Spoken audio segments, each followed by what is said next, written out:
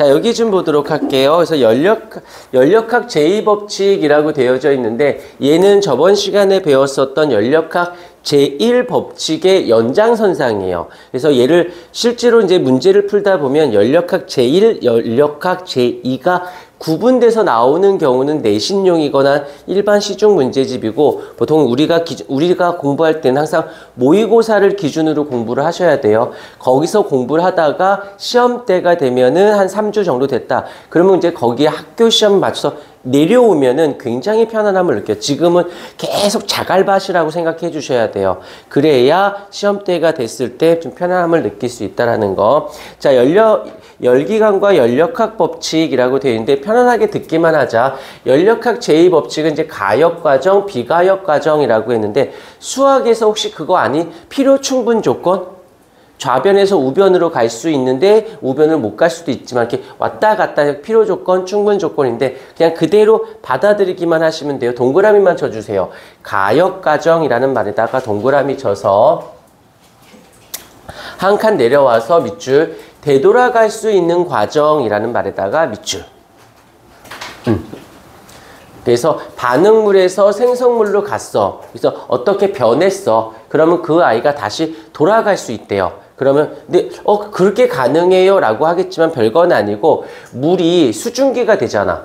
그러면 수증기가 다시 물이 될 수도 있죠. 이런 걸 가역과정이다 라고 생각해 주시면 되니까 어려운 건 아니야. 그런데 웃긴 건 이 가역과정은 옆에다 살짝 나랑 같이 좀 써주자. 뭘 써주시냐면은 여기서 연력학 제1법칙. 연력학 제1법칙은 열이라는 열량이 들어왔다 나갔다에 따라서 얘가 됐다가 돌아가기도 왔다 갔다 할 수 있는데, 근데 문제가 되는 건 여기서 비가역 과정을 볼게요. 비가역 과정은 어떤 물질을 변한 다음에 다시 돌아갈 수 없다는 뜻이에요. 어떤 거냐면 너희가 나이를 먹는 거 생각해봐. 나이를 먹었다고 해서 다시 돌아갈 수는 없죠. 그것도 마찬가지고 조금 더 이건 이제 여기 파트로 가볼게. 일단 밑줄만 그어줄까? 원래 상태로 되돌아가지 못하는 과정이라는 말에다가 살짝 밑줄을 그어놓고는 자, 이걸 한번 볼게. 에너지가 열이 됐어요. 열로 방출된 아이가 다시 모여서 에너지로 사용될 수는 없는 거지. 이걸 우리는 비가역 반응이다라고 하고, 연력학 제1법칙에서는 다시 돌아갈 수는 있어요. 이론상. 하지만 실제로는 돌아갈 수는 없다라는 거. 이게 연력학 제2법칙은 비가역에 대한 이야기고 연력학 제1법칙은 가역 반응에 대한 이야기다. 라고 어렵게 보진 마시고 문제상에서 많이 터치하진 않으니까 그림만 한번 보고 갈게요. 처음 상태로 돌아갈 수 없대. 한쪽 방향으로만. 그래서 잉크방울을 물에 떨구면 너희가 어떤 짓을 해도 얘가 자동으로 알아서 퍼지지. 그 아이를 다시 돌릴 수는 없는 걸 이야기한다니까 어려운 건 아니야. 그 다음에 진자의 진공에서 움직일 때라는 건 지금 여기 왼쪽과 오른쪽에서 보게 되면 공기의 저항이나 마찰이 없었을 때 얘가 원래 올라갔다가 내려왔다가 원래 높이까지 올라왔다가 내려왔다 다시 원래 높이까지 가지. 왔다가 갈 수 있는 거잖아. 하지만 이쪽 라인을 볼게요. 여기서 지금 실로 근데 공기 중이야. 공기 중에는 어떻게 될까? 저항력 때문에 이 높이까지 올라가지 못하고 점점 하다 나중에 멈춰버리죠. 여기까지 이해가 돼. 그런데 여기다가 내가 어떤 짓을 해도 얘가 다시 지가 움직일 수는 없잖아. 이론상 여기 추가 움직이는 운동 에너지가 열 에너지로 빠져나갔다가 이론적으로는 그 열 에너지가 다시 운동 에너지로 간다면 움직일 수는 있겠지. 하지만 실제로는 그런 일이 일어나지는 못합니다. 그래서 이게 이론적으로 그러면 연력학 제1법칙인 거고 실제로는 연력학 제2법칙으로 쓰인다라고 생각을 해주시면 되고 외우는 건 아니고 그 다음에 연력학 제2법칙 이거 하면 더 이해가 쉬워. 이거 따로 공부하는 거 아니야. 연력학 제1법칙의 연장선상이에요. 연장선상. 자, 공에너지가 떼구르르 굴러가. 그럼 알겠지만 마찰력에 의해서 점점 속도가 느려지다가 정지하겠죠.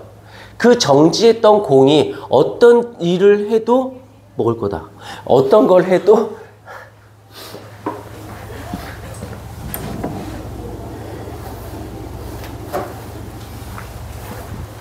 나 오늘 예민한데. 다시 어저께 어떤 학생하고 상담을 했는데 굉장히 진지한 학생이야. 개그에 기억자도 없는 애야. 그걸 뭐라 그러지? 진지충이라고 하나?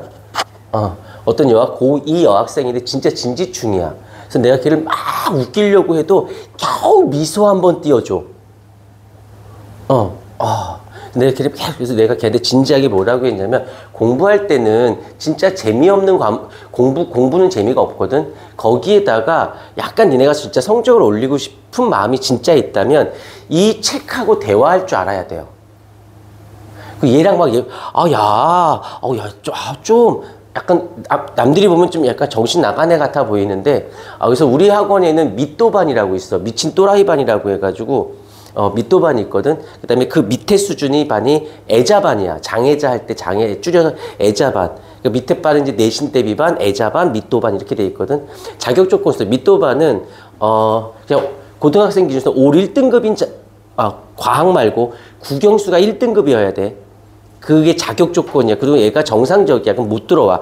약간 얘가 조금 왕따는 아니야. 본인이 전교생을 왕따시키는 이 정도 수준은 돼야 돼. 애들한테 딸을 당하면 안 돼. 딸을 시킬 줄 알아야 돼. 근데 걔가 진짜 근데 공부는 그렇게 하면 성적 진짜 안 올라. 약간 체크하고 수학책이나 영어책하고 막 이렇게 대화를 할 줄. 영어가 또 막 독해를 해. 진짜야? 오, 대단한데? 뭐 이러면서. 안 믿겠지만 진짜 그래. 난 그게 되게 강했어. 그래서 난 책하고 되게 많이 웃었거든.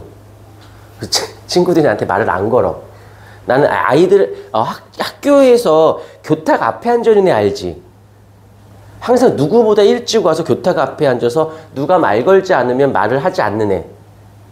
그게 나였거든. 내 친구들이 나 학원 강사한다고 그랬을 때 다 놀랬어. 네가 애들을 가리켜 막. 약간 언어장애 있지 않나 뭐 이런 생각 했었거든. 말을 안 했으니까. 다시 돌아갈 수는 없다라는 거. 오케이. 어려운 건 아니고 편안하게 들으시면 돼요. 자, 여기서 보시게 되면 자, 연력학 제2법칙을 보시게 되면 열이라는 것은 고온에서 저온으로 이동해. 당연한 거 아니야? 그치? 당연한 거죠. 온도가 다른 두 물체를 접촉하였을 때 열은 온도가 높은 곳은 낮은 곳으로 자발적으로 가죠. 하지만 낮은 온도가 낮은 물체에 있던 열이 높은 쪽으로는 자발적, 가긴 가요. 근데 자발적으로는 못 간다라는 거. 오케이, 잊지 않도록 하고. 그 다음에 무질서도라는 거, 자연현상에서는 무질서도가 증가하는 방향, 요 무질서도라는 말을 유식한 말로 영어로 말하면 여기 써져 있어요. 엔트로피라는 말이 씁니다. 엔트로피라는 건 이제 무질서한 정도인데, 자연에서는 무질서한, 다시 말하면 엔트로피가 높아지려는 쪽으로 가지 낮아지려고 하진 않는다라는 거. 오케이, 요 정도에서 골고루 섞이려고 하는, 그러니까 어려운 말이야. 그냥 모여있던 애가 퍼진다라는 거지. 여기 이제 그림상으로 보게 되면 이렇게 되어 있어. 그럼 여기를 막았을 땐 여기만 있다가 여기를 탁 열면 구멍이 뚫리면 여기 많은 쪽에서 적은 쪽으로 이렇게 퍼지려고 하면 나중에 어떻게 골고루 퍼져 있겠죠. 그러면 얘가 다시 스스로 이쪽으로 다 몰려가지는 않는다라는 거. 왔다 갔다 할 수는 있어도 여기까지는 그렇게 어려운 이야기는 아니니까 편안하게 들으시면 되고, 그 다음에 열 효율이라는 말이 나오는데, 효율이라는 여기서 수학이 됐던 과학이 됐던 물리가 됐던 화학이 됐던 생명이 됐던 어느 과목이 됐던 효율이라는 단어가 나오면 전 단계에 실제로 사용하는 거. 그래서 넣어준 거에 사용한 걸 우리는 열 효율이라고 해요. 그럼 넣어준 걸 100% 쓸 수는 없죠. 그래서 1이 될 수는 없습니다. 근데 1이 되는 건 가상, 실제 아니라 가짜라. 그래서 가상적인 기관에서 나중에 가면 기관이 나오는데 일부 다른 형태로 전환이 될 수 있다는 거. 이건 어려운 이야기는 아니니까 편안하게 보시면 되고요. 살짝